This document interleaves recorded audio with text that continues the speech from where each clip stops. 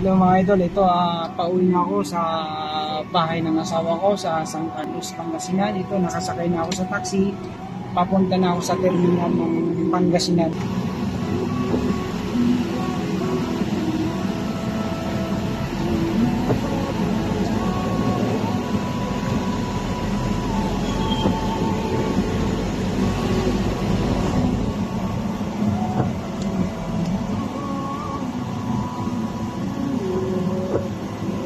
Nakita mo yun sa...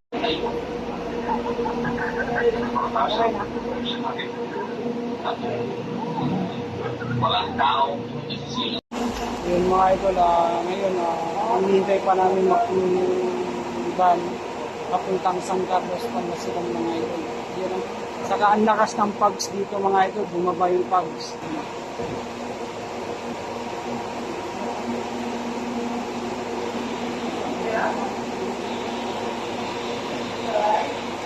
Yun mga idol, ito lang namin mabuhay yung van bago alis.